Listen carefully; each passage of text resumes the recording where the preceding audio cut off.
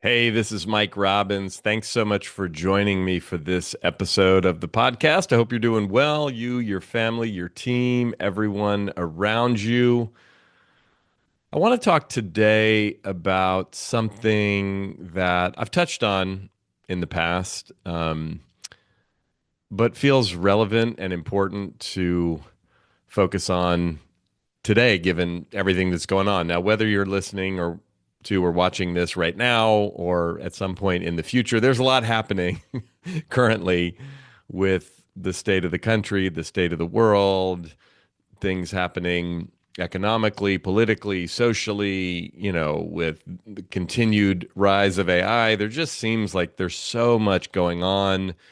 There's so much negativity in the news, whether it's about jobs or the economy, or it's about the president or what's happening, internationally or domestically, or so many things. I mean, it's hard to even keep up. And every morning when we all log onto our phones or check the news or look at social media or just conversations, it just feels like it can feel overwhelming. It can feel stressful, exacerbating, scary, quite frankly. And we've been through a lot over the last many years. I often find myself when I'm out speaking, and I'll say to the audience, imagine if I was speaking to you, in February of 2020, and I said, here's what's about to happen over the next several years. And I just laid out all the things, starting with the pandemic onto, various things politically, socially, economically, technologically. And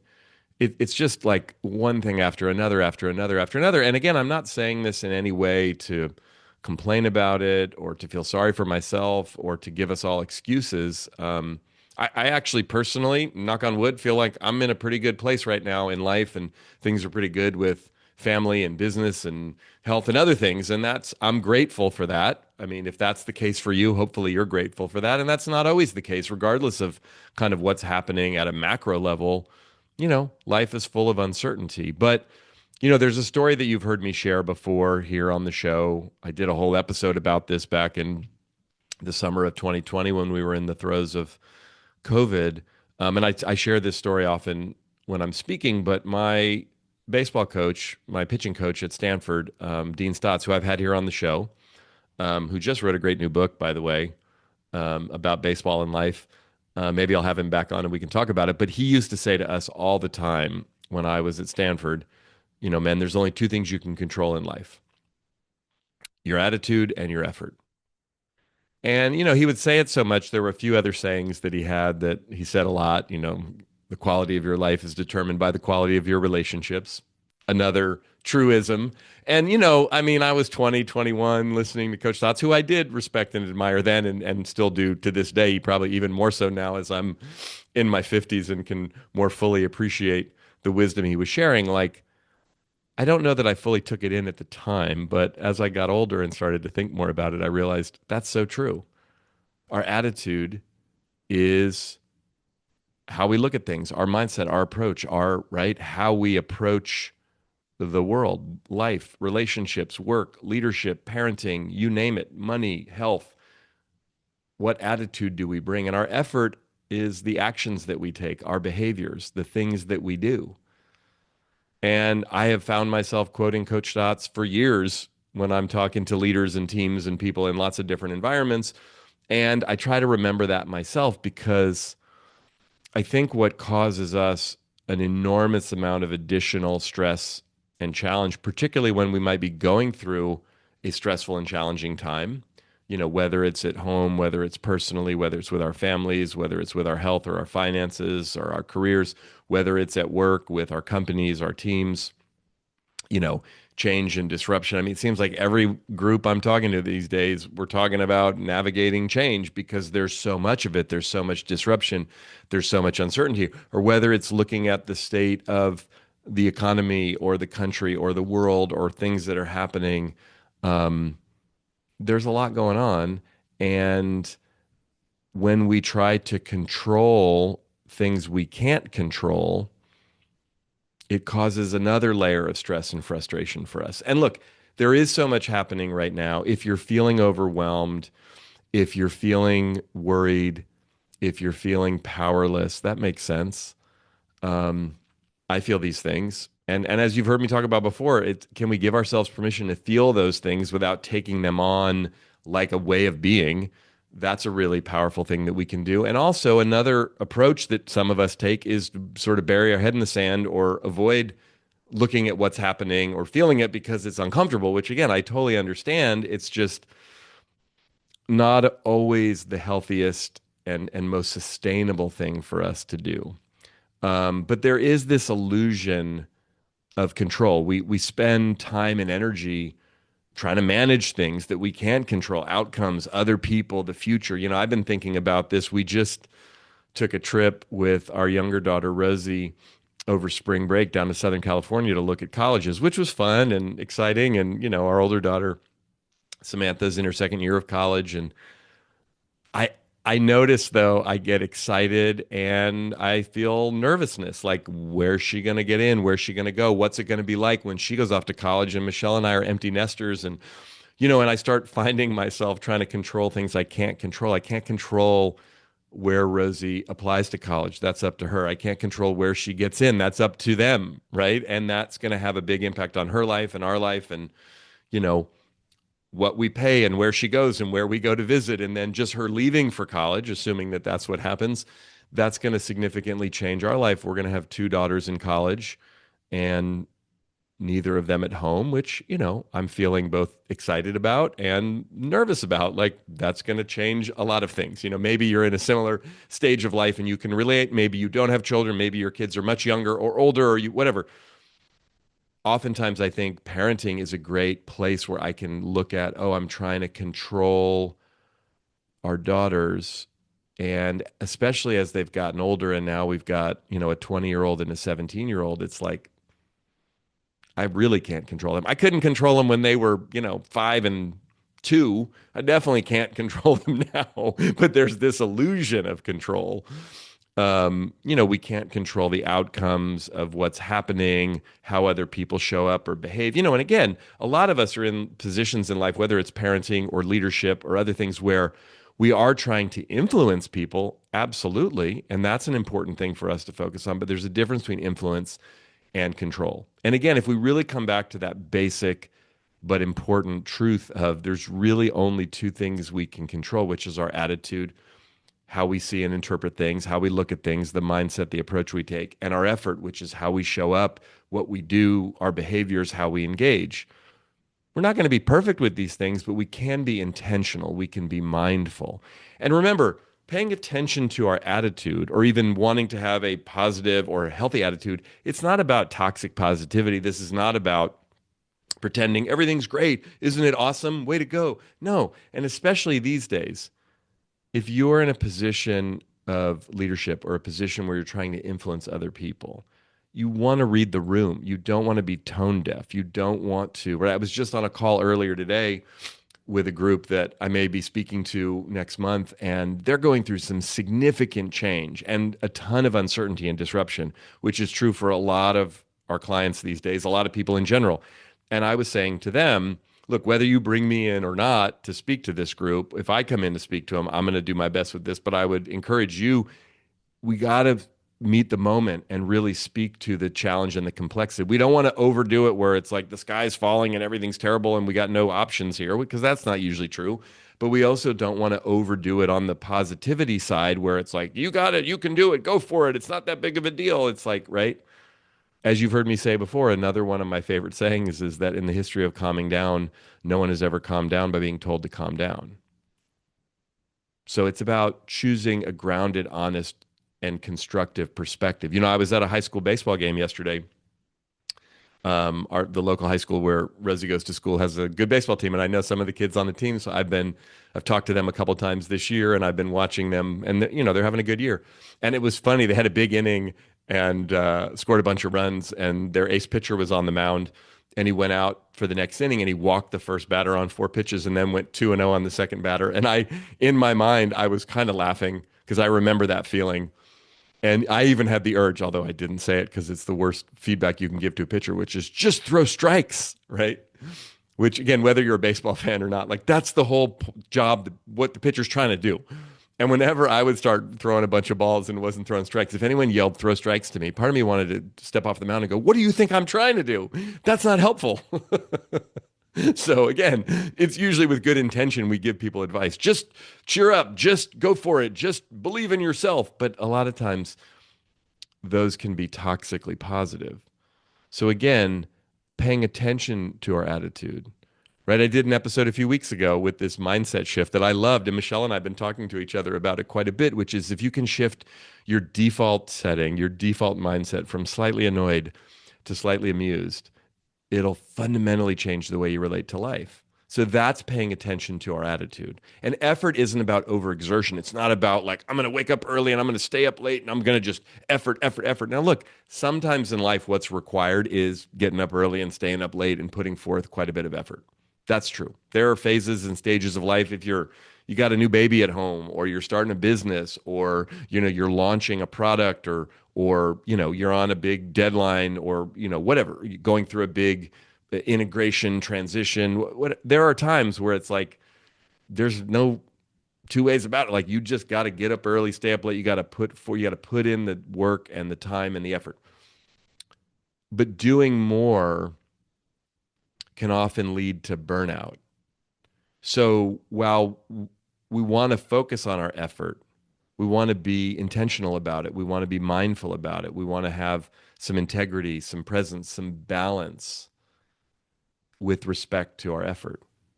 Thinking about intentional actions, thinking about things we can do and say and ways we can show up, support we can request that actually could potentially move things forward, right? How do we sort of move the ball down the field, if you will, thoughtfully? Because there's a real cost of focusing on what we can't control. It drains us, it distracts us, it stresses us out, it pulls us away from where we actually have agency, where we actually have authority. And look, I struggle with this at times. I think all of us do, of trying to control things we can't control, worrying about stuff that's out of our control, giving our power away to those things.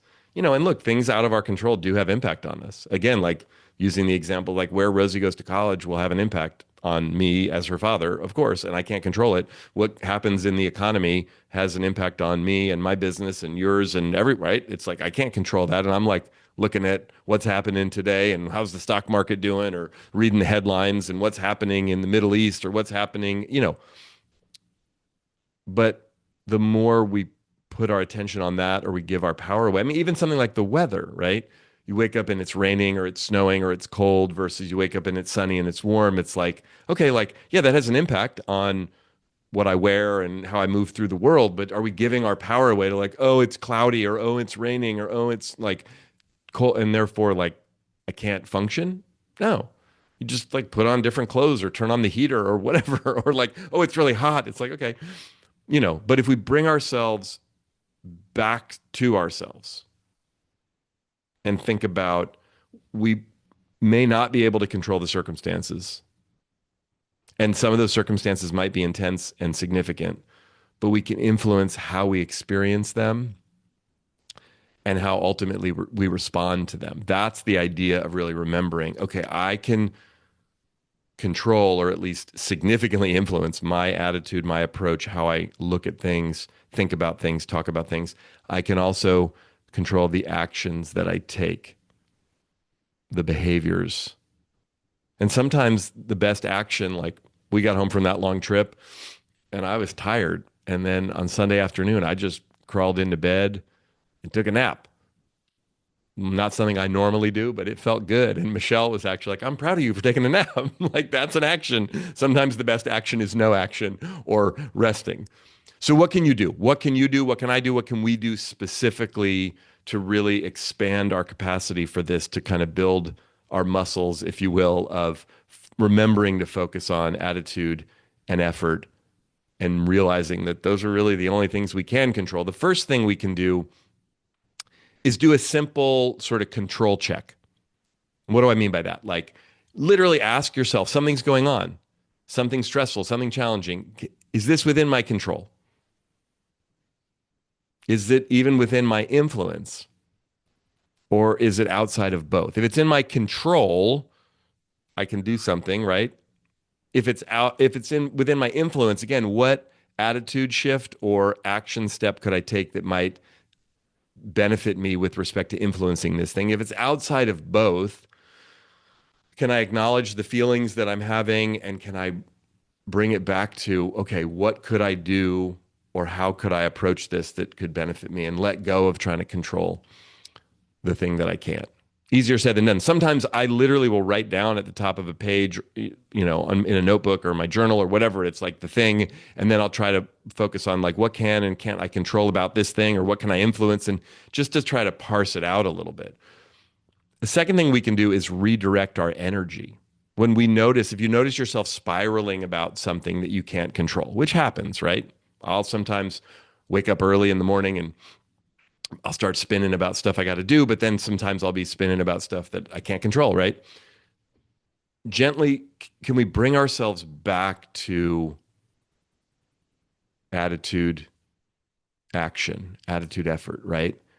Like a few years ago when things were really, really challenging for us as a family and we had a lot going on, and Michelle and I, we were in a tough spot. And I remember we would often say to each other, one of our mantras, and I think I even did an episode on it at the time, was next right thing.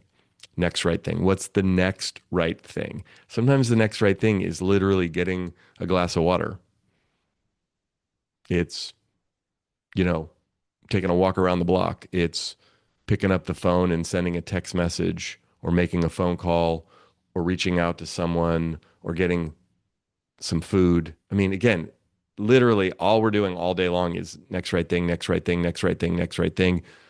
Even when we have something really big, I've shared this before on the show, like when I'm writing a book, which I haven't done in several years, but it can be overwhelming. Like I have a book to write. That's like 60,000 words.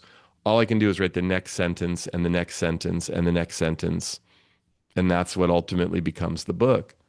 Sometimes I go out, like this morning, I went out for a run and I run for 20 minutes. I have a little thing I do and then I go for a walk. And sometimes the beginning of the run, even though it's only 20 minutes, I'm a little like, oh gosh, I'm only a few minutes in and I'm already, you know, if I start thinking about how am I going to feel and am I going to get, it's like, no, all I can do is get to the next minute or the next tree or the next whatever. But like, if we can break it down, sort of redirect our energy, what's that next right thing?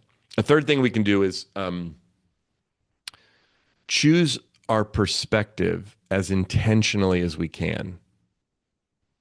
Like we can choose, right? We can literally ask ourselves, what's a grounded, honest, even hopeful way I can look at this thing, right? Can I be again slightly amused versus slightly annoyed? I mean, and again, not to sugarcoat it, minimize it, go into that toxic positivity, but like how could I look at this thing in a way that would empower me, in a way that would benefit me and others? I remember I used Michael Beckwith, who is a great minister, thought leader, spiritual teacher down in LA, started the Agape Spiritual Center. Often would ask the question, what's good here that I'm not currently seeing? So again, choosing our perspective intentionally. A fourth thing we can do is, again, next right thing, next right thing. Sometimes when we get overwhelmed or we get stuck or it seems like this is hard or I don't know what to do, can we just identify one meaningful action that we could take? One thing. What's one thing I could do right now that would potentially make this better, calm me down, make me, because, there's something about action minimizes anxiety. Now, I'm not talking about just indiscriminately taking actions, but I notice like when I'm feeling stressed about something or overwhelmed by something or something's out of my control or I just, if I can take an action, an intentional action, I can reach out to someone. Sometimes it's even checking in with someone. How are you doing? Putting the attention on someone else, not just me. Or how are you thinking about this? Or what? That can kind of move us a bit forward, get us out of our head, get us unstuck. Some intentional, positive momentum action, if you will. And then a fifth thing we can do is, when needed, limit our inputs. Now, I'm not advocating we stick our head in the sand and we don't pay attention to what's going on around us. But sometimes, I know for me, this happens more when I notice when I'm traveling, like I'm on social media more, I'm consuming more news, and so because I'm on planes, I'm in hotel rooms, But if we're doing a lot of social media scrolling, if we're doing a lot of news intake, sometimes that can add to the overwhelm, that can add to the stress. So setting some boundaries around that in healthy ways.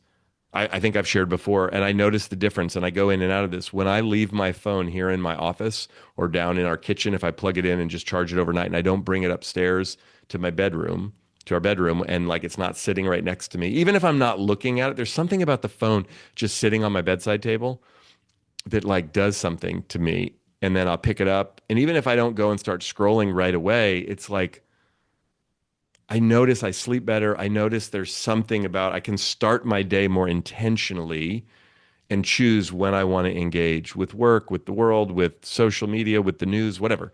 But again, if you notice yourself getting stressed and overwhelmed by what's going on, can you limit some of those inputs? Even take a break for a day, a few days. Look, again, it's tricky. We want to know what's happening and be connected to people and all the things. I get it. But oftentimes I have found when I'm able to unplug a little bit or disconnect a little bit, if something big happens, like it's not like I never find out about it. People tell me, right? We find out. So again, think of the days before we had phones and social media. I know that seems like 100 years ago. It wasn't that long ago. And we somehow got our news and information and figured out how to get places and do things.